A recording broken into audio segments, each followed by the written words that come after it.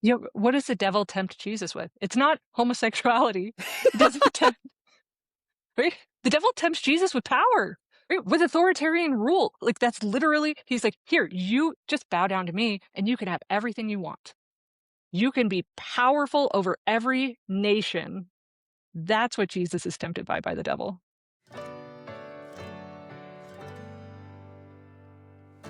Welcome to the Sacred Slope, where the slippery slope meets sacred ground. I'm Alexis Rice. I want to start really simply.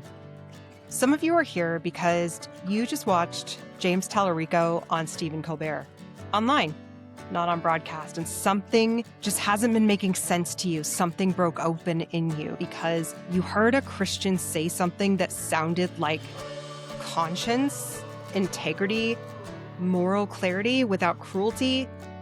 Maybe the faith that you recognize from your childhood, maybe the faith that you thought it was, and maybe it made you realize something that you haven't wanted to say out loud yet. Maybe you grew up hearing about limited government, and now you're watching politicians try to control what people can read, learn, say, or see.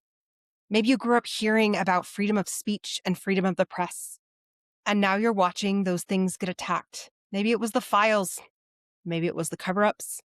Maybe it was watching how immigrants are being treated and knowing in your gut, if Jesus walked into this moment, he would not be standing next to power. He would be standing next to the people crushed by it.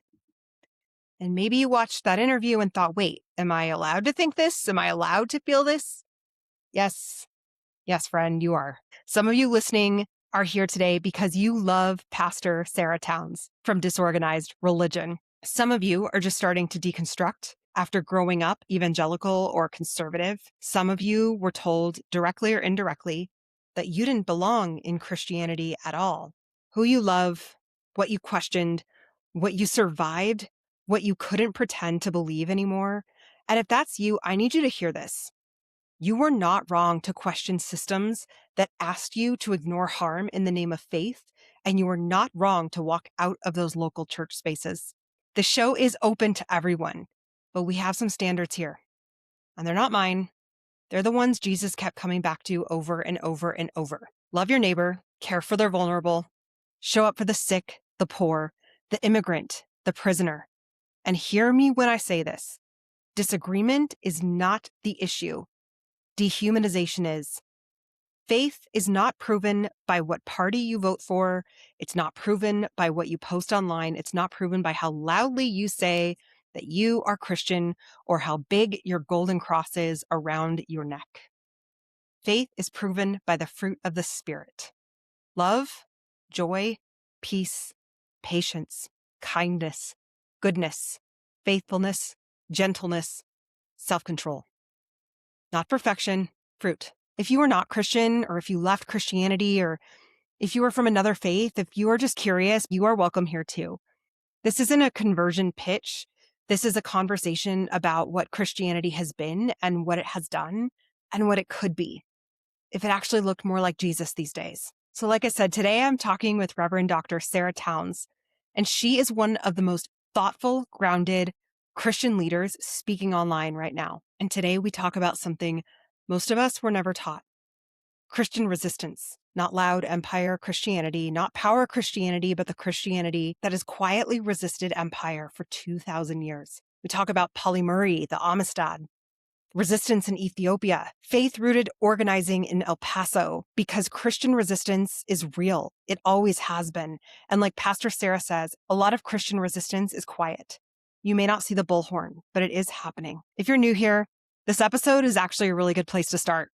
The Sacred Slope exists to lift up healthier expressions of Christianity around the world and to make space for people healing from toxic theology, political religion, and spiritual harm.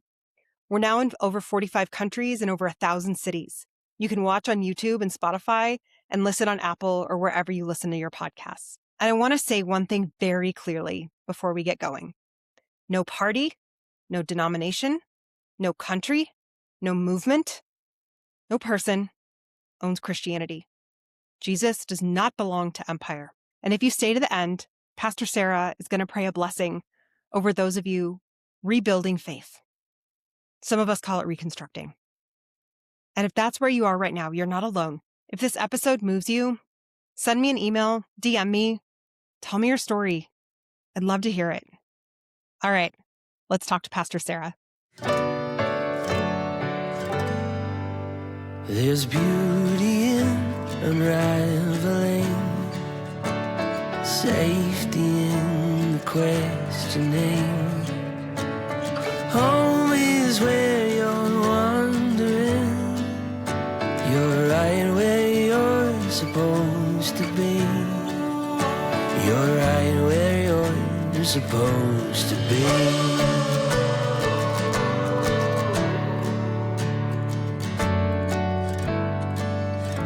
Welcome back to the Sacred Slope, friends. Today, I'm so honored to welcome Pastor Sarah Towns. Hi, Pastor Sarah. Hi. It's an honor to be here. Oh, thank you. I'm so excited to have you, and so many people are going to be so amped to listen to you today and just get some amazing wisdom. So thank you for being here. I'm going to tell everybody a little bit about you. Pastor Sarah is a UCC pastor. That's the United Church of Christ. She's an organizer, climber, and digital catalyst known to thousands online as at Disorganized Religion. Pastor Sarah's ministry is uniquely hybrid. So she serves as a pastor and a teacher at Church of the Good Shepherd in Albuquerque and online, where with nearly 250,000 followers across TikTok, Instagram, Threads, and millions of views, she has built one of the most engaging digital pulpits in progressive Christianity today. She earned a BA in Latin American Studies and Spanish and also double majored in political science from Duke. She also studied abroad in Granada, Spain. And yay, Spain! I also studied abroad in Spain. Love it so much. Pastor Sarah also has an MDiv from Pacific School of Religion in Berkeley in 2009, and most recently a Doctor of Ministry in 2024, focusing on digital tools for decolonization. That focus animates her ministry, taking scripture and church history that are often misused in conservative circles and opening them up again, lifting up women like Tabitha and Lydia, reframing Mary and Elizabeth as the true beginning of the gospel, and challenging theologies shaped by patriarchy and power. She's not only a scholar and pastor, but also a movement builder. Pastor Sarah is the former moderator of the UCC Southwest Conference, advocate for LGBTQ plus inclusion, and someone who shows up in civic spaces, whether at city council or in Washington, D.C., pressing for protections for queer and trans people. And she does it all with warmth, humor, and accessibility. Whether she's explaining why churches are dying, why pastors are underpaid, or why the gospel is still good news, Pastor Sarah makes theology feel urgent, alive, and deeply human. So, Pastor Sarah, welcome to the Sacred Slope. Thank you so much. I'd like to hear a little bit about your background. I love your hilarious clips. I'd like to play a couple of them now so people know a little bit about your banter back and forth. I just saw a TikTok that said the rapture's fake. What? You know, this idea that sometime before the world ends, all the good Christians will be slurped up into heaven and the rest of us will be left behind? Well, it's not in the Bible. Don't some American evangelical Christians believe it's real, though? Not until the 1830s, when a guy named John Darby made it up, and a guy named Schofield wrote a very popular reference Bible that included that rapture theology. Darby's ideas didn't come out of thin air. There were influences from the medieval period, but our modern concept of the rapture still comes extremely late in Christianity. But what about in Thessalonians, where it says that God will snatch us up and meet us in the air? Paul's probably being poetic and dramatic there. And don't you think that if Paul was describing a literal party with Jesus in the air, Christians would have mentioned it a little sooner? Also, being left behind in Jesus' time was a good thing. Under occupation, when people were snatched away, they were exiled or imprisoned or enslaved. You wanted to be left behind. Oh, and Jesus never mentions the rapture. So are you saying that most of our ideas about the rapture come from movies or like fan fiction, like the Left Behind series? They definitely don't come from the Bible. I just love them coming across my screen. I learn so much and I laugh. That's awesome. I'm so glad. I'd love to hear a little bit of the behind the scenes. Can you tell us about how you got into ministry and what draws you to this work? Sure. I grew up in the Presbyterian Church USA. I was part of the campus ministry at Duke University that was Presbyterian and United Church of Christ. And there was a lot of emphasis on living out your faith and doing justice work. So after college, I put that into practice. I joined the Jesuit Volunteers International, which is a kind of a Christian Peace Corps, and went overseas to Micronesia and served there as a teacher for a little bit. Came back, worked with Big Brothers Big Sisters, and was taking a class that was a joint class between the local Catholic church and the UCC church called Just Faith. It still exists, Just Faith Ministries. They do phenomenal small groups and programs. And it was really bringing the gospel to life, really bringing the gospel alive in terms of how do we live out our faith, and do what it teaches, right? How do we follow Jesus, not just inside the building, but in the community as well? And I was like, this is what I'm called to do. So I went to seminary in Berkeley, and then I served a church out in New England for a few years, and then took a call to this church out in Albuquerque, New Mexico. I was a late convert to digital ministry. I didn't even want my sermons online. I felt like it put our church at risk. I was really nervous about it. But during the pandemic, our church administrator encouraged me to get on TikTok just because it was fun. And I started doing videos there and developed a following. And when I went live, folks had all these questions about uh, Christianity, and they wanted to hear more. I didn't actually start talking about religion on TikTok. I was talking about service dogs. And so my initial audience was mostly like teenage girls who love animals, and they wanted to see my cute dogs. But then they asked me, what do I do for a living? And I said, well, I'm the pastor of a church. And some of them said, oh, girls could be pastors? Yeah, they can. They're 100% of mainline churches ordain women. So mainline denominations. And they said, well, can you talk more about that? And so my ministry was really a response to the hunger for spirituality and church history that I discovered in the digital space. Yeah, and that hunger is definitely out there. And it's something that I'm really excited to be able to dive into now. We're living in a really poignant moment in our history, especially in the United States, where it feels that we don't always know what to do, especially as Christians, especially as people of faith who are looking at atrocities and wondering, is this really the heart of Jesus? Because this is not the heart of Jesus that I know. So, what I've been really interested in is learning about Christian resistance in the face of Christian authoritarianism. Mm. And so I was wondering if we could go through some examples today. Sure. Well, and it's important for folks to remember there's so many different ways to plug in to the resistance, right? Like even just reposting a video about what's happening in Minneapolis, for example, about people showing up, or reposting a story about how somebody's faith impacts their decision to go participate in mutual aid, for example. That makes a difference. So there's so many different ways to plug in, right? There's mutual aid, there's like marching in the streets, there's writing your legislators and having an impact sort of in the legal way. There's communications and telling the story in a new way so that people know that the story of empire is not the story of Jesus, right? Jesus' story is a story of resisting empire. So it's good to remember too, we don't have to do it all ourselves. When you hear these stories of these epic people I'm about to tell you about, don't feel like you have to be an epic person. You can just jump in and do one small thing. Like I have a friend who all she does is deliver groceries for an immigrant rights group. It's her part. But because she does that, somebody else doesn't have to, and they can do other work. So everybody has a little part to play. So the history of Christian resistance is long. I wasn't even sure where to start. I mean, we could start with Jesus, right? Yeah. Jesus himself, he turned over the tables, fed the hungry. So he did mutual aid all the time. He visited those in prison. He proclaimed love, liberation, and justice, and he healed people. But there are also examples from our Christian history.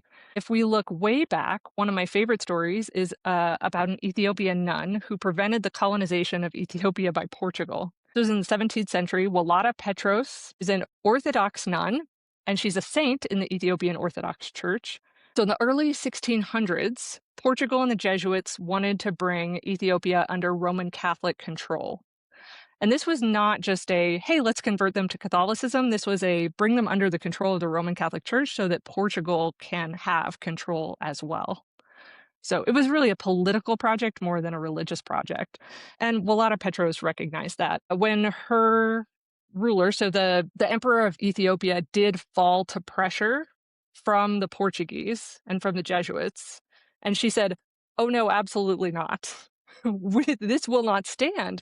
We're not going to become colonized by a European power the way so many people around us have." So she organized nonviolent resistance. She led communities of nuns and monks and lay people in protest. She sheltered people who were fleeing persecution. And she confronted the Jesuit missionaries directly as well. And she founded these monasteries that became centers of resistance. And people loved her and they listened. And so her leadership turned public opinion so strongly that the next emperor said, "Sorry, Jesuits, you got to get out." So Ethiopia, along with Liberia, they're the only African nations never colonized by Europe. And that was partly due to her leadership and all the Christian resistance that said, no. Mm. In our own country, we have lots of examples of folks may be familiar with Dorothy Day. She helped co-found the Catholic Workers Movement. So I learned about this in part during my training with the Jesuit Volunteers International. Catholic social teaching is a really interesting rabbit hole to go down if folks are interested. It emphasizes justice and human dignity. So she formed the Catholic Worker Movement in 1933. And this was this radical Christian response to the Great Depression. So she believed that following Jesus didn't just mean teaching people to believe in Jesus. It meant we have to have material solidarity with the poor and not just charity from a distance, right? We need to be integrated into the community and taking care of people. So they created what they called houses of hospitality, where they had food, shelter, they practiced nonviolence. They also had a big communication wing. They published the Catholic Worker newspaper, and that published articles that challenged capitalism, militarism, and state violence. They had a nationwide network of mutual aid communities, many of which still exist today. And it's proof that Christians can come together and create alternative economies rooted in dignity and shared resources, but also alternative narratives about what Jesus is calling us to do. So she reframed Christian discipleship as resistance. She also helped influence modern day activism, labor organizing. She put her faith into action. I highly recommend you read more about Dorothy Day. I love that. Who else we got? Who else we got? All right, Polly Murray. Polly Murray, there's a great documentary out about Polly Murray. And Polly Murray is an Episcopal priest, but she started out, or I think, so it's question. Polly Murray was also gender nonconforming. And so I'm going to use they, them for Polly, but was assigned female at birth. So Polly is one of those people who, if you start talking about them, you suddenly realize like, so much of our modern day justice work traces back to her ideas and her theology and her relentless commitment to equality. But most people have never heard of them. So Murray was African American, went to Howard University. In the 1940s, started desegregating lunch counters in Washington, D.C. So that's 20 years before a lot of other places were doing that work. She wrote a thesis in 1944 while she was at law school at Howard that argued that segregation violated the 14th Amendment. And that's a full decade before Brown versus Board. All right. Thurgood Marshall has called Polly Murray's work the Bible of Civil Rights Legal Strategy. So they also wrote very spicy letters to Eleanor Roosevelt. So those of you who love writing your legislators, and I recommend you do, call them too. Show up at their door. They do actually want to hear from people. So they wrote Eleanor Roosevelt a ton. Eleanor just delighted in Polly. They became best friends. Eleanor had Polly up to the White House. And so now Polly Murray, who's a gender nonconforming African-American law student in the 1940s, is having an impact on the executive branch through the First Lady. Wow. The groundwork that Polly Murray laid still is foundational work that has done wonders for legal cases for LGBTQ plus inclusion as well. Now, so Polly started out as a lawyer, but Polly decided ultimately racism, sexism, all these biases were not just a legal thing, right? The law can hinder people from acting poorly in some ways, but ultimately it was a spiritual problem. And they said, we need to address this in the church. And so they went to seminary and got ordained as an Episcopal priest. I love this. Yeah. Oh, I should mention Ruth Bader Ginsburg is a huge fan of Pauli Murray and used Pauli's, actually made Pauli a co-author on one of her own briefs that she used to win a sex discrimination case. So yeah, Pauli is an extraordinary person. I highly recommend the documentary. Just look up. It's called Pauli Murray. But Pauli's priesthood was a continuation of their civil rights work, right? Not a departure from it. All right, going back even farther in history in the US, you have the story of the Amistad. In 1859, there were 53 Africans. There's a whole movie about it also, if you want to watch the movie. They're Africans who'd been kidnapped and they'd been illegally enslaved and put on a slave ship. It was a Spanish slave ship called the Amistad, which, for those of you who speak Spanish, is a very ironic name to Yes. name a slave ship, friendship. The ship was seized off the coast of Connecticut, and the government initially wanted to give the ship back to the Spanish, but the Congregationalists in Connecticut stepped in. So members of the Congregational churches, that is one of our ancestor denominations, the United Church of Christ, they formed something called the Amistad Committee, which was this grassroots Christian network. They raised money for legal defense. They provided food and housing for the folks on the boat. They taught English and literacy to folks. They offered pastoral care and community, and they advocated publicly for the freedom of the people on that boat. They secured lawyers who argued successfully before the Supreme Court that the Africans had been kidnapped and they had the right to their freedom. And they won. And then they didn't abandon these folks. They actually sent folks with them back to Africa to help rebuild the communities that had been ravaged by this kidnapping and like horrible thing that had been happening. So, yeah, it was this like long-term accompaniment, long-term relationship. The other thing I learned recently is that they, because people spoke some different African languages, but African sailors had been using a kind of sign language to communicate with each other. And so it was also an early example of translation. So they got these sign language speaking translators to help in court so that people could tell their stories. So really neat, right? The story of making things accessible, story of freedom. And it was churches who got together.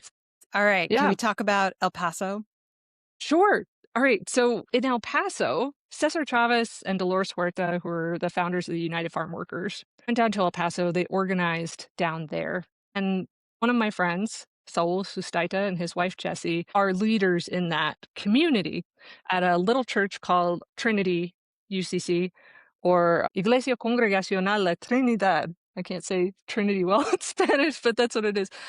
And they used to, in their basement, they had that big eagle of the United Farm Workers back in the day. And they organized meetings at the church. Community leaders got together and they said, we need to shift the political landscape of El Paso because it's not being friendly to immigrants in particular and to people who identify as Hispanic, Chicano, Latino. Like, we're not being served. They identified people at the law school who they thought had a lot of potential. They trained them in how to get elected, how to run a campaign, how to write legislation, and they got people on every board in the city, the library board, the city planning board, and together, again, meeting in the church, they transformed the political landscape of El Paso. And that was Christian pastors, clergy, but also in partnership with the community. So this is always the story, right? Christians are not doing things all by themselves. And that's true in the modern landscape as well, right? So clergy in Albuquerque are organizing and are organized in preparation for when what happens in Minnesota happens here. But we're not just doing it all by ourselves, right? We're working with immigrant rights groups, with legal groups like the ACLU and the New Mexico Immigrant Law Center. We're working across faith traditions. We're working with the Muslim community. We're working with all different kinds of faith leaders. And that's how we get things done. I do think it's powerful when we come from a place of faith. I think we shouldn't be afraid to talk about that, right? Like I went to the city council meeting, and in part because my city councilor is Christian and someone encouraged me to speak to her faith, but talking about Jesus and Mary and Joseph as people who didn't have shelter on Christmas Eve. And would we send them to jail, even though the shelters are full? Would we sweep their belongings so they didn't have their things, or would we open a place for them to stay? Or say, it's okay if you sleep in the barn, we're not gonna arrest you for camping in public, right? I think our Christian stories have a lot to teach us, and I think we shouldn't be ashamed to share that. Not to impose it on others and be like, "You all must be Christian because this is the Yeah. best way." But as Christians, we know another way, and our faith compels us to do something that is also in the best interest of all people, and ideally, like, our faith preferences those who are most vulnerable. Yeah, that's true. Obviously, watching the horrors of what's happening with immigration and immigrants, especially around our country right now, is appalling, astonishing. You and I both speak Spanish. You and I both have Latin American literature in our backgrounds. And we've also lived in Spain. We've traveled the world. We have a lot of friends and loved ones in Latino communities, whether they're documented or not. And something that I'm just feel like is missing in this story in the media is about the faith of Latinos in general, Yeah. and how incredibly strong and beautiful the Christian, Catholic, Protestant faith of Latino communities and family typically is. And I do just wonder about that. I wonder if you could maybe speak to that right now about, anybody that you might know that's scared right now that is also Christian. And then they say these other Christians that are saying, we're going to come out and kidnap you.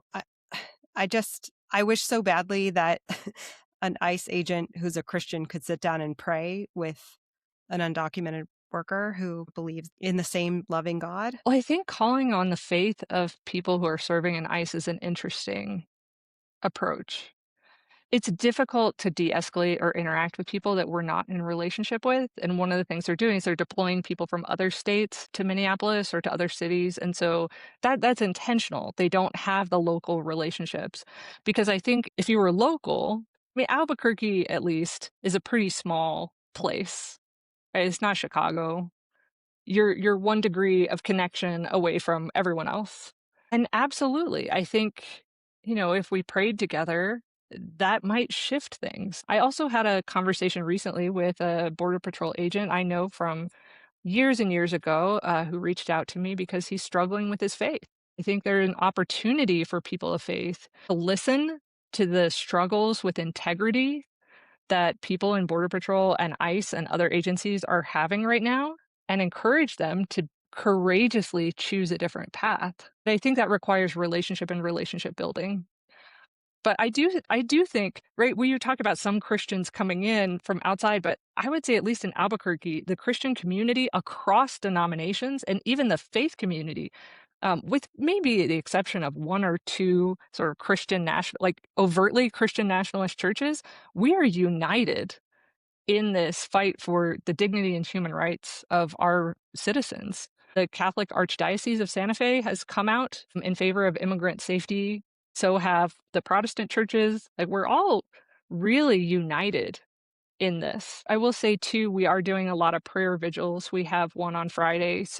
And I can't speak, right? Like, there are lots of people from lots of different countries and lots of different traditions that live Mhm. here. But certainly we've been doing these interfaith prayer vigils, and they are very well attended. People want to come together, share their story, share their pain, but then also pray with hope for what's possible. Hmm.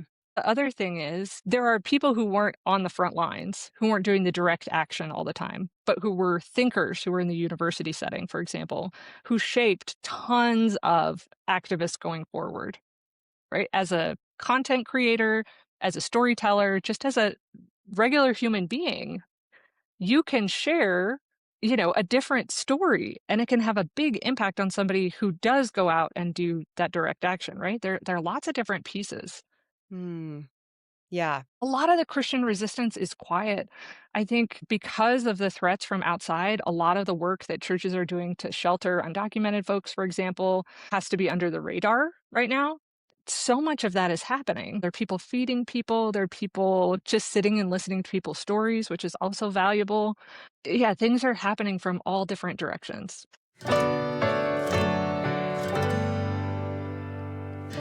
I'm doing this walk walkout strike thingy on Friday. What are your top tips for someone going to their first protest? These are my top 10, but please leave your top tips in the comments. The more good ideas we have, the better. Okay. First, know the plan. Read the event description. Different protests have different cultures. Some are silent vigils, some are marches, some are rallies. Know what to expect. 2, dress comfortably. Layers, wear comfy shoes, and wear clothing knowing you probably will be on camera. Makes sense. Number 3, charge your phone and set it up wisely. I recommend you don't bring your phone at all to a protest. It is a spy device in your pocket. But if you can't leave home without it, or you're documenting with your phone, make sure it has a full battery. Turn on emergency contacts, disable face and fingerprint, unlock, and write important numbers somewhere on your body inconspicuously. So don't write it on my arm, like where everyone can see it. Number 4, pack light, but pack smart. We talked about layers, but you also want to bring water, snacks, a small first aid kit, a sign. If you leave at home, anything you don't want to lose, anything that could be misinterpreted as a weapon, and anything valuable. Got it. Number 5, go with someone else. But whoever you go with, make sure you stay together, check in on each other's needs, leave together, and have a plan for if you get separated. Protest buddy. Number 6, know your own role. Not everyone is a frontline marcher. You might be a witness, a supporter, a sign holder, a singer, a de-escalator. Don't try to do everything. I think I'm gonna hold a sign. Number 7, follow the organizers. Most organized protests do have team leads of some kind. They have safety teams, medics, legal observers.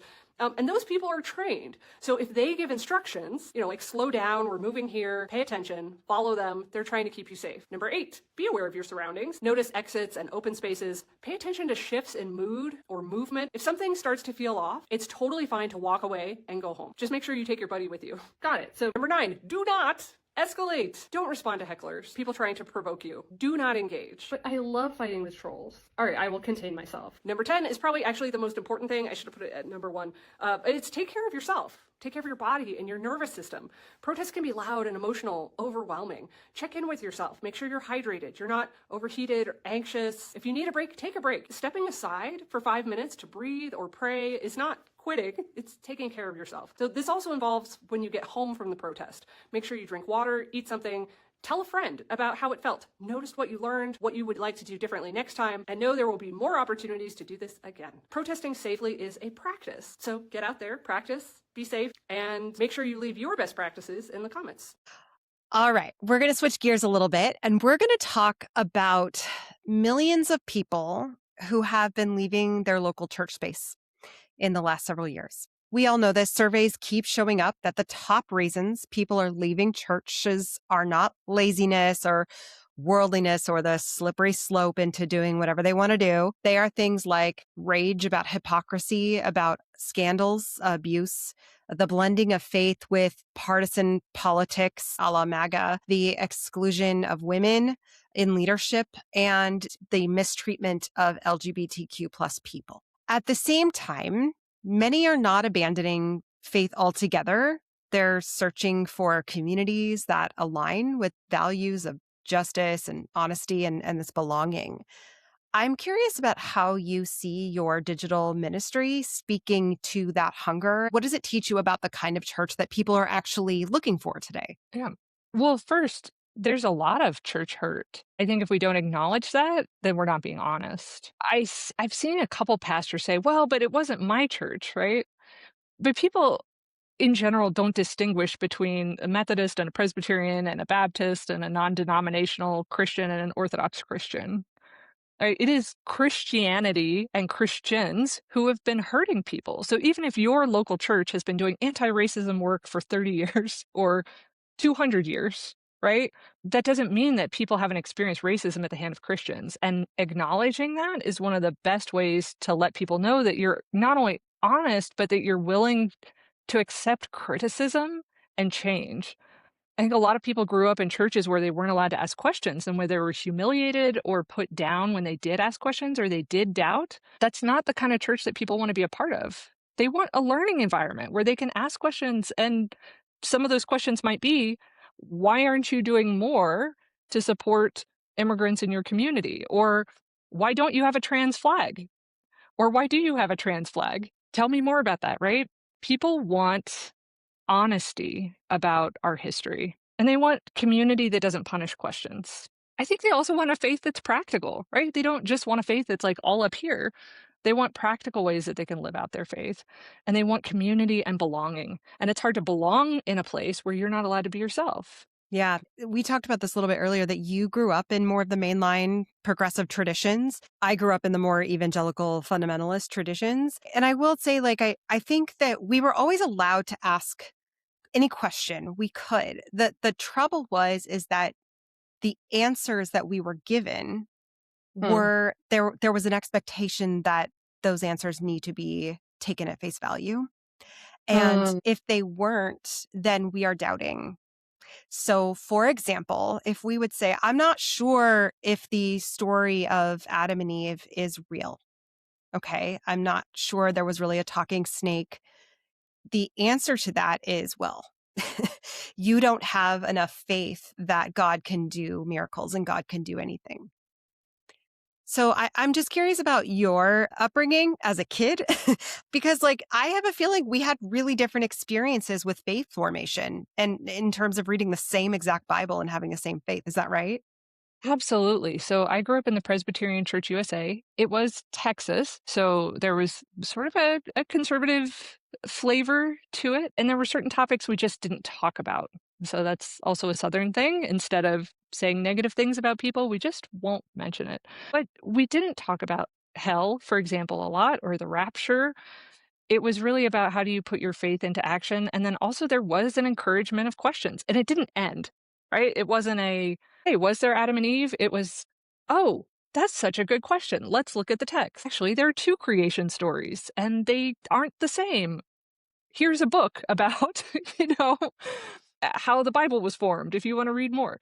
Right? So there was an encouragement to explore and dive deeper and also look at the historical context, and there was a sense that scripture was inspired, but not that it was sort of literal in a post-enlightenment empirical way, which I do think is a projection onto the text that's not there. Tell us more about that. Well, was it when the Bible was written, I love how the Bible for Normal People put out a children's book about children's stories that's just fantastic. Love it. I love it. It's so good. I am such a big fan. Yeah. And they begin by talking about the elders gathering around a campfire and telling stories. And I feel like when we're telling the history, that's how it was received, right? There are these sacred stories that do have truth in them, but they weren't a scientific, like, it's not the periodic table of the Bible, right? It's a collection of stories and testimony about God that comes from a lot of different perspectives and that shifts over time. You know, if you read Midrash or the Talmud, the ancient Hebrew tradition was to argue with the text, to argue with one another, to not agree. A modern example would be Supreme Court decisions, where you have the majority decision and then the dissent. The Bible puts both in the same book. And so, you know, you have those side by side, and it was okay to have diversity of opinion. Post Enlightenment, that shifts, and we want something that's empirical and factual. That also becomes politically salient for especially the right wing, who coalesced around and used evangelical Christianity, especially after the end of segregation, to sort of push a more white nationalist agenda. That might be a little strong. I feel like we should unpack that at another time, and maybe I'll do a video about that. But there was a desire to bring people into line, and having a "this is the answer, this is the only answer" is a convenient way to do that. But it also has its roots in white supremacy, because who decides what the narrative is, right? Is it the least of these? Like in the Bible, is it the crucified Christ, or is it superhero emperor Jesus, right? Who says obey or face retaliation? And that's been more the model of empire that Jesus resisted. Yeah, definitely. I think what's helpful for some people just to hear from a progressive Christian pastor how incredibly different it is than what people might think. You know, like some people think like, oh, I wouldn't want to go back to church. Mm. You don't need to go back to the church that warned us about, for example, progressive Christianity. Mm. I love that they're warning people about progressive Christianity. Oh, yeah. This is a testament to the fact that we have been successful in getting the word out that we even exist. I think, you know, 10 years ago, I don't think you were hearing as much danger. I don't know. Were you? Were people talking about the dangers of progressive We Christianity were. 10 years ago? Oh, you Yeah. were. Even Yes. then. Oh, that's fun. I was warned as a kid from Dr. Really? James Dobson and Focus on the Family through Odyssey tapes, which I loved and listened to religiously. But I will never forget, it was a Goodness. core memory for me as I was growing in my faith. There was an episode about a couple people going to a Bible study, and then they realized they were progressive Christians. And what came out through that was the conservative Christians started asking some questions, and then the progressive Christian leader said, well, the Bible can mean anything you want it to. And here's another book that we're going to read instead of the Bible today. And they went away feeling sad and defeated. Mm. And basically, it was warning us that progressive Christianity is not the real Christianity. And I got that real young. Mm. Isn't that interesting? That's fascinating. Yeah, so it's interesting. I feel like the thing that actually characterizes progressive Christianity is not a leftist view, right? I am there, but there are a lot of quote unquote progressive Christians that are not very progressive at all. Even within the United Church of Christ, fewer than half of our churches are explicitly what we call open and affirming, LGBTQ plus affirming, right? There's a lot of social, political, and theological variety. That is what characterizes progressive Christianity, is the tolerance for diversity in our theology. So a comfort level with sitting in the pew next to somebody who is like, I believe in penal substitutionary atonement. Jesus died for our sins. That's it. And then on the other side of you is someone who says, I'm not sure that the resurrection happened. And Jesus was a really good teacher and I follow his teachings, but I'm not sure the resurrection is essential for our faith. And then with someone else who was like, the resurrection is essential and it's okay if it's symbolic, right? Like all those people can be in the same room together. And that is actually what characterizes progressive Christianity. Hmm. And one thing I love about the United Church of Christ, too, is our theological diversity. I think conservative Christianity is not just like politically conservative. It's we have one right answer and that's all you get. Yeah, it's Bible literalist. It all tells one story. It's univocal. It's infallible. And yeah, it's clear as well, by the way. Right. Except that different conservative traditions will have different understandings of what that clarity is. Right. So all the biblical literalists will say, we read the Bible literally. It is simple and clear. But they will disagree with someone who says, I read the Bible literally. It is simple and clear. And they have a disagreement about how often we should do communion or whether baptism should be believer's baptism or infant baptism is okay. They have disagreements on and on women in leadership, right? Church of the Nazarene, very conservative, traditionally conservative denomination, ordains women, right? There are other folks who disagree. And even within the evangelical church, right? Their stance on abortion has shifted over time, even though they've been biblical literalists the whole time. Yep.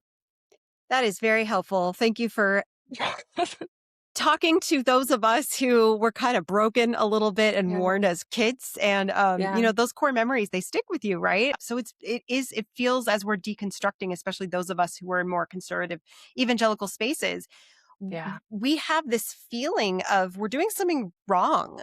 Right? By even looking at progressive churches, by even going into a church that has a pride flag outside. These are the Yeah. messages that have been, not just now, they really have been ingrained over and over and again in our communities that have said, like, well, they're not real Christians. We are Christians.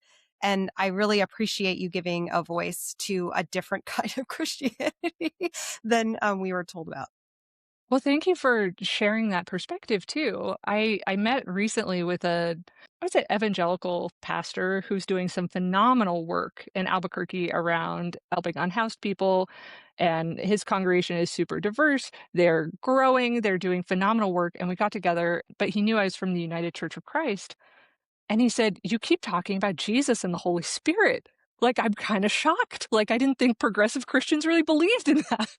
And I was like, yeah, and you haven't told me women can't talk once the whole time we've been here. Uh, and he laughed.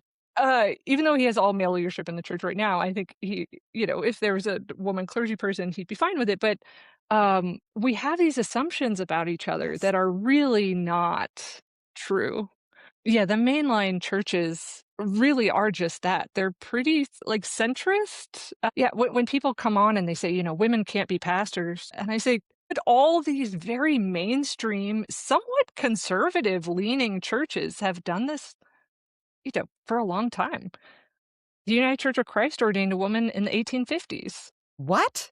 In the Yeah. 1850s? Mhm. Okay. Love It that. it has to do with the way we're organized in part. So the local church gets to choose their pastor, and, there was a woman who was preaching in her basement, and she had a big following, and people loved her, and they said, "We want her to be our pastor, and we will ordain her." And some other folks in the wider church said, "You can't do that." And they said, "Well, yes, we can, because we're congregationally based."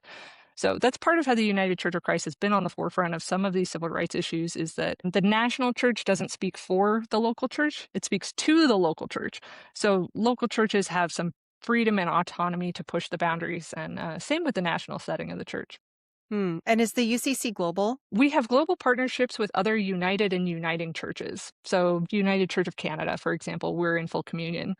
And we have partnerships with the Evangelical Lutheran Church in America and the Presbyterian Church USA and Reformed Church in America. And we have a treaty with the Catholic Church as well, not for ordination. So I couldn't serve as a Catholic priest. I could serve a Lutheran or Presbyterian church, but we made a treaty on baptism. So we recognize Catholic baptism and they recognize ours, which doesn't seem like a big deal. It's a big deal. It's a big deal. And I think the United Church of Christ, because we were formed by this coming together of 5 different denominations, we understand this ecumenical impulse. And I think it's a good one. I think we have more to learn from our diversity than we do from saying, hey, this is the only way to do things. Like, you wouldn't, like, I tell people sometimes finding a church is like it's not as bad as being on dating apps, but it's like, you're trying to find the right match, the right fit. And certain churches are not going to be a good fit for everybody. And I agree, by the way, that it's a big ask to ask people who grew up in toxic religious environments to come to church. I think for some people, it's just too triggering and it's traumatic. And you don't have to go to a brick and mortar church to get to know Jesus and to be in community and love God and love your neighbor. I do think we want to be in community. I think doing faith or doing anything alone doesn't make a whole lot of sense. It's not good for us. But if you don't want to darken the door of a brick and mortar church, I get it. That's a great transition into the digital space, right? I mean, Yeah. for some people, what you just said as a pastor is the first time they've heard that you don't have to go to church to practice your Christian faith. It's going to freak some people out. Like, really? Are you serious? So I'd like to learn about the digital space of functioning as a church for those who no longer feel at home or safe to go into physical congregations. How do you see that? What have you seen as rays of hope that have emerged in the last several years online? Well, there are somewhat traditional worshiping communities that also just meet online. You have Checkpoint Church, which is for nerds and geeks and gamers. It's only on Discord. Right? They don't have a physical building. They meet on Discord, but they have pastors, they have community, they hang out and listen to each other's music and game together. And it's 24/7, which is actually really cool. Like, most brick and mortar churches, people come on Sunday mornings and then maybe once or twice a week for like a Bible study or a choir, youth group, something like that. Discord's 24/7. So you can put a chat at 1 a.m. You're like, oh, I've been thinking about this passage from Luke. What do you think? And in the morning, you have a bunch of people who've responded and engaged with you, like on your time. That's the other thing. I think the idea that we all have a whole morning free to go to a brick and mortar church is not realistic for a lot of people. A lot of people are working more than one job. We're just trying to make ends meet. We're exhausted. We may only have 10 minutes to do church. So you can log into, a worship service online or watch a TikTok and engage in the comments, engage with other people who are talking about topics that matter to you. And if all you have is 10 minutes a day, then that's what you have, right? It makes it accessible. The other thing I like about the digital space is it's bringing people back to church who we haven't seen in a long time, including our elders. So if you're in a church and you want to push digital ministry and you're like, we don't have Zoom or YouTube or anything, we're just in person, I highly recommend go to one of your homebound members, take a video of them, like do a little interview with them, or even just like a greeting, like, hey, church family, I love you, I miss you, and then play it on a screen in the church. This is how you get screens in your church because people will love it. They'll love hearing from the 95-year-old member they haven't seen in 10 years because she's in a nursing home and can't drive and it's hard to get her to church or whatever. We had a woman come to church from her hospital bed on Sunday. How cool is that? And then when I went to visit her in the hospital, I met her roommate. And she said, I've been going to your church for 3 weeks. I was like, what? She's like, oh, because my neighbor, right? My church member has been going to church and she's been playing it on her speakers. I think the digital space is also a place where you can kind of put your toe in the water without having to deal with all the rest of it. You can engage in a safe way. While we're on that, for people who are there, they'd actually be interested in kind of finding, obviously they can follow your account. How do they find, these types of churches, these types of pastors, this type of content online? Well, if you're on TikTok, look at the hashtag progressive clergy. That hashtag will take you to tons of digital creators who are doing this kind of content. We built that hashtag and promoted it starting back in 2020. And it's really built a movement on TikTok. You can do the search now, like progressive clergy. The hashtag progressive Christian is a minefield because people use that hashtag to criticize progressive Christianity, so it's not ideal if you're searching. But yeah, also check out Checkpoint Church. Check out the faith community, which comes out of the Black church tradition. Christian A. Smith is doing phenomenal deconstruction work, but also bringing people into faith. And there are lots of ways to engage with small groups and that kind of stuff. And it's all digital. There's also an anarchist church you can find online if you're leaning in that direction, right? And that's all online. The other thing, like a lot of churches stream, my church streams on YouTube, and we also have a Zoom. You can come to my Bible study anytime, 11 a.m. Tuesdays. We have folks from TikTok and folks from across the country that come to the Bible study. It's a lot of fun. But you can do that and leave your camera off. And if you don't feel safe, you just leave, right? You don't have to get dressed up and go somewhere, drive somewhere. You can just turn on your screen, even in the background while you're doing other stuff, and listen and kind of dip your toe in. I feel like it just makes community more accessible. And what's surprised me is actually a lot of folks who've done that have said, okay, I like this, I want more. And so then they end up coming to the brick and mortar church. So we've actually had a lot of folks from TikTok end up joining the church, or they see us first on TikTok and then they end up here because they want that in-person community. We had one person who was like, I don't believe you. I don't believe that your church is real. I think progressive Christians are a myth. They grew up in a very different place. They're like, you can't possibly be who you say you are and be as welcoming as you say you have a rainbow flag on the door. That's nonsense. And so they came to like see if we were real. And on the very first day, one of our ushers was like, I'm short an usher. Can you help me pass out programs? And so they stood at the door and they passed out programs. And they met all these lovely people. And they've stayed ever since. They've been on my board. They're running my justice team. They're super active and engaged. Yeah. But they came to like prove we were wrong. And that's okay too, right? I think so. Here's the thing, right? Jesus didn't tell people, come hang out at the synagogue with me, or you're a bad religious person.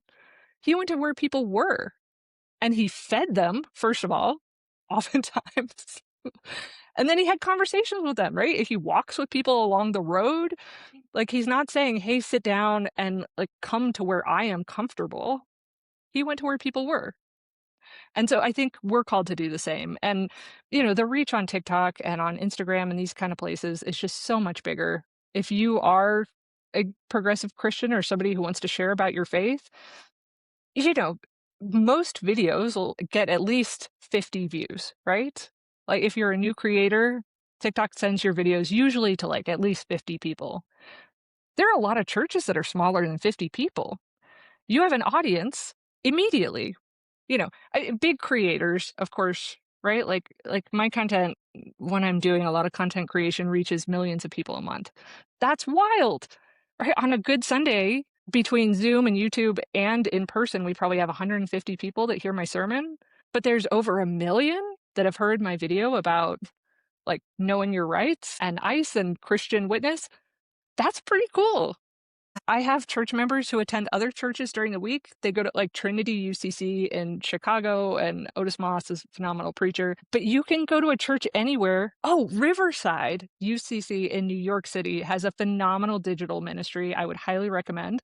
In fact, the pastor after the service does a one-on-one or a one on whoever is with the people who are on Zoom. So like goes back to like a private room and talks only to the people on Zoom and like debriefs the service and that kind of thing. And so they've actually formed a community of people who just come on Zoom, and they're all over the country and all over the world.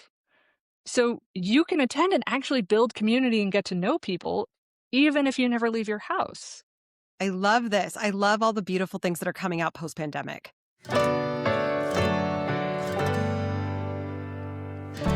We are going to talk about women in leadership and inclusion. Much of your online teaching highlights something that I think is really important. It highlights women in the early church that most of us have never heard sermons about. So Tabitha, Lydia, Phoebe. What's the deal with Lydia in the Bible? Could you be more specific? In Acts 16, Paul and his entourage travel to like 4 different places, but there's no details at all until Lydia shows up. Oh, she's one of the main characters. In the Bible? Yes, certainly in the history of Christianity. She was one of the founders of the church in Philippi, which met in her house. It grew and became one of the most influential churches in early Christianity. You mean she and her husband were founders, right? There's no husband or other male figure mentioned, and she doesn't ask anyone's permission when she offers Paul and his friends hospitality. She's the head of the house. She has her own employees and a ton of money. I thought women were all like submissive and couldn't provide for themselves back then. Not true everywhere. Lydia was a businesswoman. She was a dealer in purple cloth. Purple was a color reserved for the emperor and other powerful people, so all of her clients were celebrities. Purple was made even more rare on account of the dyeing process, which involved collecting the mucus of snails. Ew, why would someone rich touch snail mucus? Lydia didn't do the dyeing herself. She just sold the cloth. Smart woman. So why haven't I heard more about her? Probably because most preachers focus more on Paul and his vision, that and misogyny. Also, the church would later reject female leadership, so it's awkward to point out that we had some early on. Huh. Why is recovering their stories important for faith today? They're important stories, right? These are important people, first of all. So Tabitha is an example of someone who did mutual aid. So she made clothing for widows, but she also really created community among the widows. They took care of each other. When she dies, Peter brings her back to life. She was super important, right? There are not many people who are resurrected in the Bible. Tabitha is one of them. She's a really key figure in early Christianity, but she's left out of our stories. We make that story about Peter and his power to resurrect someone, even though like that power comes from God, not Peter. But we neglect this incredible woman who was building community and helping people take care of each other. So I think representation matters, right? It's the same reason we should be talking about gender nonconforming people in the Bible too. Ooh, can you give us a story? Philip and the Ethiopian eunuch, right? The Ethiopian eunuch said, "Is there anything preventing me from being baptized?" Philip doesn't hesitate. He baptizes him. And the eunuch has this incredible faith and goes out and shares the good news. Jesus, of course, was also gender nonconforming, which we don't talk a whole lot about, but we could talk more about. He did not get married. He did not have children. That was the expectation of men in his era. So he didn't fit what maleness was. And I think that's really important for people to recognize when there are a lot of us who don't fit, binary systems, but we are represented in the Bible and we are represented in the history of our faith. It also opens all of us, even if you are very gender conforming and you love the binary and you fit right into it, it exposes us to the broader body of Christ, which is super diverse. While we're on that, just for people who are listening, who have been told their whole lives that any of this talk that's not completely about male and female binary is unchristian. All right. Let's talk to people, give them a pastoral reference point if you could, to just start talking about how just what you said, like we are all in the body of Christ. I think like especially now what you can see, but it again, it goes back to this has been harped into us in evangelical sides for a long time, is that anything else outside of these binaries is sinful and you shouldn't be, engaging in sin, even if I think people got to this point where they could see that they have a gay friend or a gay neighbor and they're like, well, okay, I can see that person is definitely gay, like they're not straight, but if they act on it, that's the sin. And so, even if they are gay, like they can't actually be gay in public, because that's against God. And I think this is really important for you to talk about just a new framework for people from a pastor that just doesn't talk like that. I mean, think about what Jesus was preoccupied with, right? The kingdom of God, which is a new way of being community where we take care of each other, where we look to our neighbor first and to the most vulnerable among us, as opposed to, you know, how do we serve Rome? Is how do we serve God? That's part of why Jesus was crucified, right? He was an alternative to the Roman economic and military system. First of all, he talks about that, and then he talks a lot about money, about healing. Right? A ton of what Jesus does is he heals people. That includes, the poorest of the poor, but also, families of a centurion, right? So everybody is in the mix in Jesus's world. He never once discusses homosexuality. He doesn't talk about, women need to cover their heads or wear skirts or, right? Also, historically, it's not hard to see that what gender norms are have changed over time. They are very cultural. I mean, Jewish scholars will talk about the diversity of gender within the nation of Israel and the Hebrew culture and within the Bible, even going way back, that there were more than one gender. So, well, also, let's just like remember, intersex people do exist. Yes, they So, do. and a whole variety of intersex people. So the fact that intersex people exist, even if they're 1 or 2% of the population, that's still millions and millions and millions of people who are born outside of a binary. And we are called to love all of God's creation, and that includes people who are intersex. But yeah, Jesus doesn't talk about homosexuality. It did not become a preoccupation of the church until later. And again, it's, there's a lot to it. And the 1946 Project did a great job about how the word homosexuality was added to the Bible later on. Yes, with director Rocky. I'm going to be speaking to her soon. Yes. She's fantastic. Yeah, I'm not sure why I really don't understand. It's hard for me to understand why it's such a sticking point. What I do know is that the church has hurt people in the LGBTQ plus community historically, certainly in the United States. And we have a lot to do to make up for that. Yeah. And the church is not necessarily a safe place for LGBTQ plus people still. Check a church's website before you go. See if they have a rainbow flag or an open statement of inclusion and support. Great. So if a church is open and affirming, that's kind of across any denomination, right? Can you talk just a little bit about what people would be looking for? Yeah. So, I mean, look for a rainbow flag or a trans flag on their website. Look them up in the news, see if they've done any advocacy, because I don't think it's enough to just say, well, everyone is welcome, because a lot of churches say everyone is welcome as long as what you do in your private time also meets all of these standards, right? Like, that's not actually welcoming. I think it's like saying, well, we're not racist, but then you're not doing anything to combat racism that is still very prevalent in our society. All right, you're not real, like, yeah, I think there needs to be an affirmative statement saying, right, we care about the lives of gay and trans people. And if your church doesn't have a statement like that, folks aren't going to feel safe at your church who are in that community. The other thing you'll find, by the way, if you do put those statements on your webpage, a lot of people who end up at my church who are like, I came because of your open and affirming statement on your website. They're young families with kids who want to raise their kids. Yep. In a church that's inclusive. Yes, that's what I did. Because you know what? If one of my kids comes out one day, I don't want them to feel that they have to be kicked out of our church space, that we have a loving, inclusive church family that will support them. And the same thing for any other kid that will come out, right? That they also learn how to treat all of God's children and affirm God's children as we're all equal. Yeah, exactly. Right. Yeah, the Bible talks a lot about that. And about idolatry, right? Like, one of the greatest sins of the Bible is worshiping things other than God.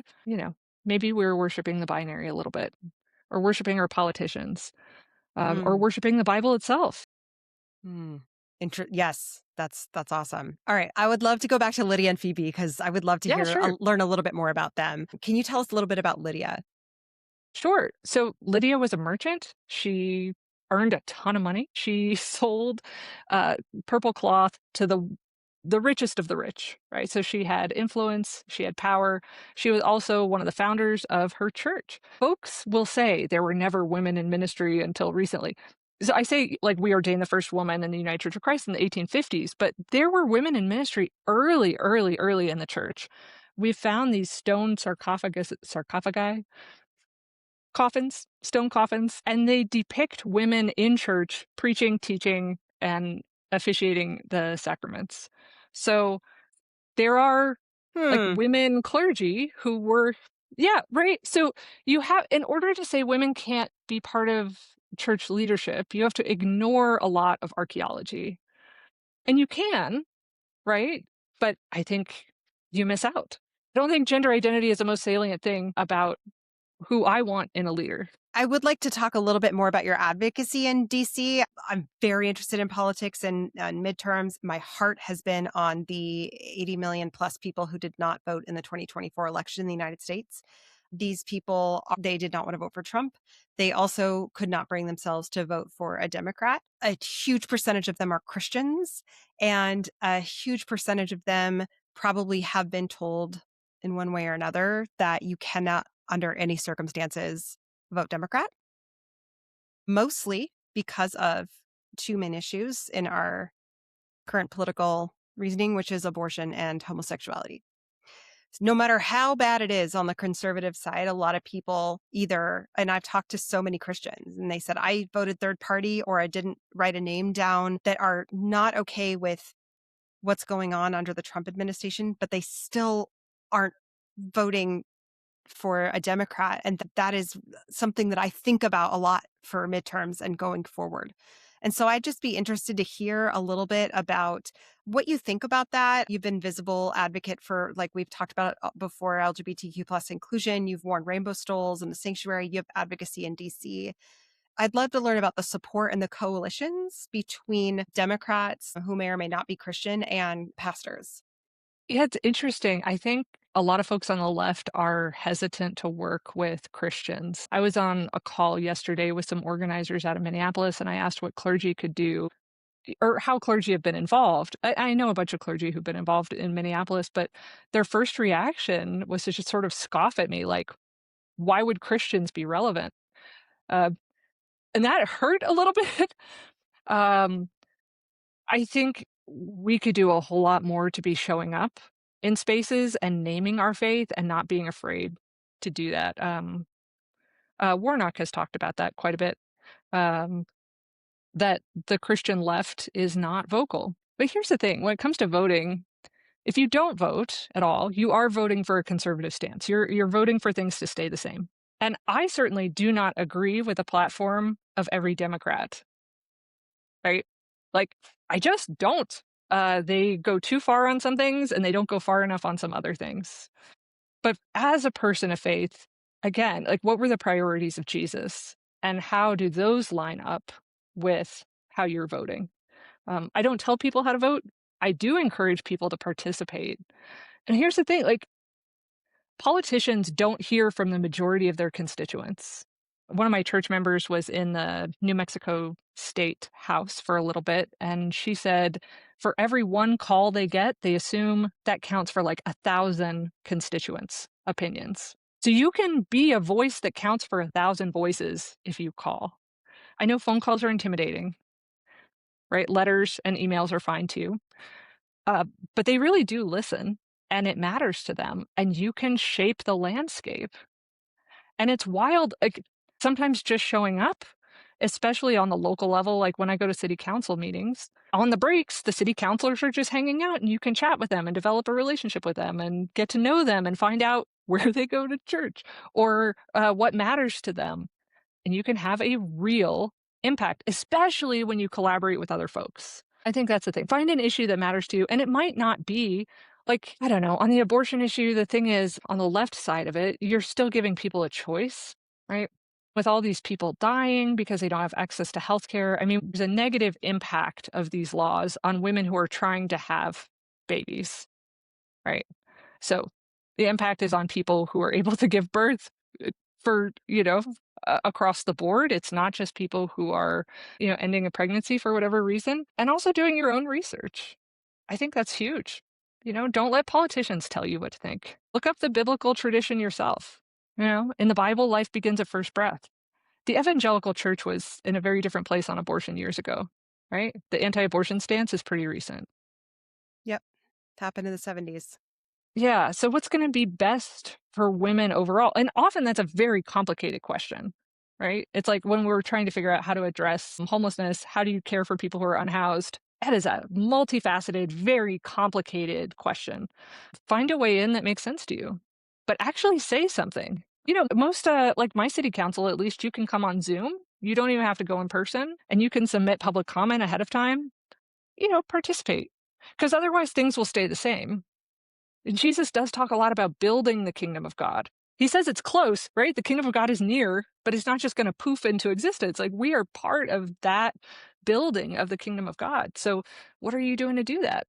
It also blows my mind that you mentioned that someone you were speaking to on the left, you asked about how can clergy help? What that shows me is a disconnect that I have noticed because I am in a lot of very progressive spaces, which means people are multi-faith and no faith. The thing is, though, is that Pew Research talked about how over half of the Democrats who voted in 2024 are Christians.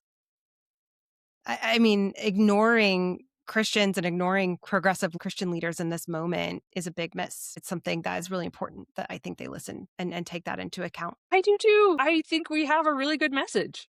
I think Jesus's way of building community makes a lot of sense. And I think we have a unique voice. And I think there is a moral voice that we can speak to from our faith. I do think we have to be careful about saying our way is the only way, right? Totally. Yep. This is why those interfaith coalitions are so powerful, because if you show up with members of the Jewish community or members of the Muslim community and you say, as people of faith, like my faith teaches me this, my faith also teaches me this, right? The love of immigrants, for example, is in the Hebrew and the Christian scriptures. We're all on the same, well, not all of us, but a lot of us are on the same page theologically about the importance of welcoming the stranger and caring for the immigrant. If we show up together, it's like, hey, we do matter. Our voices matter. And this is part of what informs our moral compass. It's not just what's best for the bottom line for like, man, the word fiduciary responsibility, I feel like. So, yeah, tool of the devil sometimes. So it's like, what's good for the shareholders? Yeah. It's like, well, what's good for humanity, right? Like, yeah, I was part of a divestment campaign at the university and they insisted they had to do what was best for the shareholders. And I was like, yeah, but what's good for them long term, right? Mm-hmm. And for our donors, they do care about ethical investing. Mm-hmm. I've been thinking a lot about the 7 deadly sins and how some of them are so emphasized in our culture. But I mean, greed and pride and envy and gluttony are skipped over a lot in our American culture. What does the devil tempt Jesus with? It's not homosexuality. It doesn't tempt, right? The devil tempts Jesus with power, right? With authoritarian rule. Like that's literally, he's like, here, you just bow down to me and you can have everything you want. You can be powerful over every nation. That's what Jesus is tempted by the devil. Pastor Sarah, what gives you hope about the church's future? I feel like my church is more in line with the gospel than we were 5 years ago. I think post-pandemic, we have a mind toward accessibility and community that we didn't. The other thing that happened to us that was that was rough, but also good. I spoke at a school board meeting about the importance of not banning books. We had an outside preacher come in and talk about banning books. I spoke against it. I said representation in literature is important. It's also part of our guardrails in our public school system, but it went viral and we got a bunch of threats from Christian nationalists.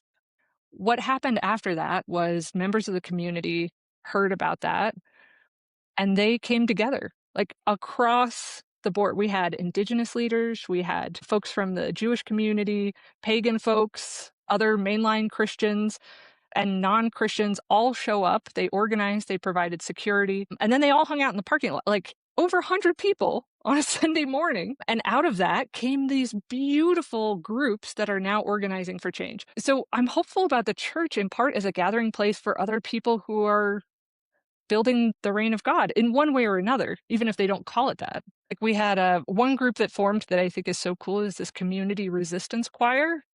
Huh. So Cool. They show up and sing songs at protests and they sing about peace and they de-escalate, but they also build community.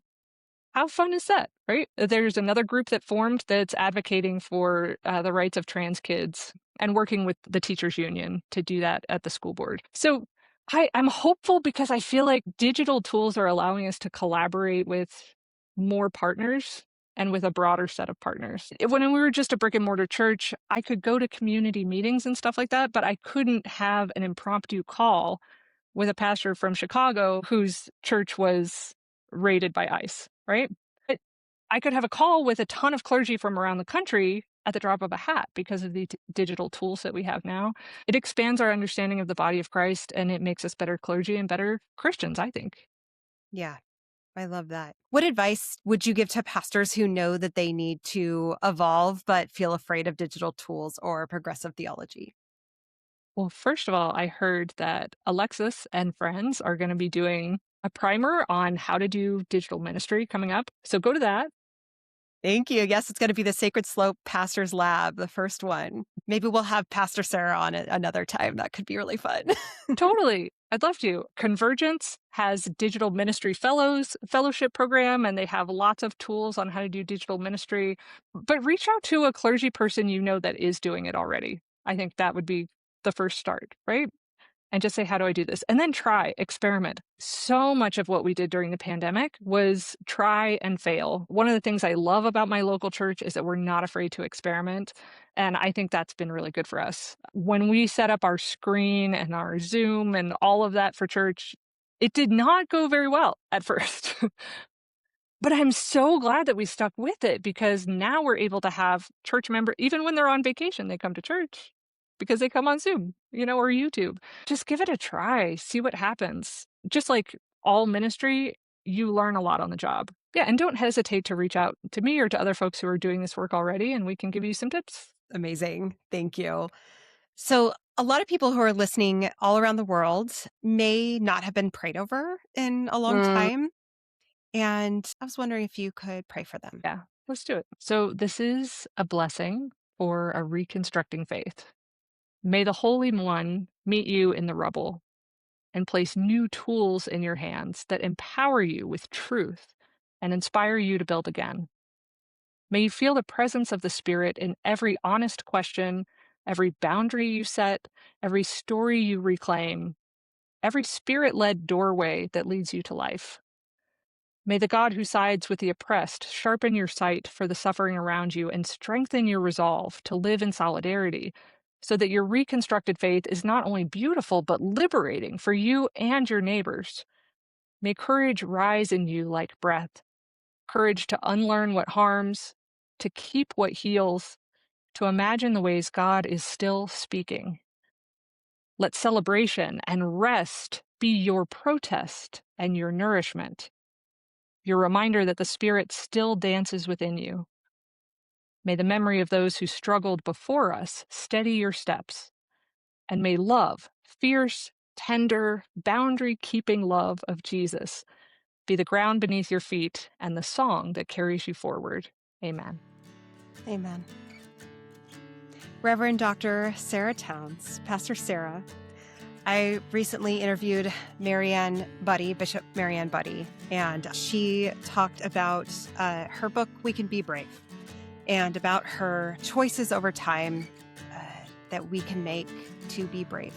And I am so inspired by you and all your steps of bravery and grace as a lover of our beautiful faith and as a follower of Jesus. Thank you so much for your ministry and your time on the Sacred Slope today. Thank you so much. This really was a lot of fun. I had a lot of fun too. Thank you for joining us today on the Sacred Slope. If you'd like to nominate a pastor, priest, or clergy member anywhere in the world, send me an email at alexis@thesacredslope.com. Music was by Brett Rutledge, Eddie Irvin, and Sean Spence. May the fruit of the Spirit guide you this week. I'm Alexis Rice. Go in peace, friends. There's beauty in unraveling, safety in the questioning. Home is where you're wandering. You're right where you're supposed to be. You're right where you're supposed to be.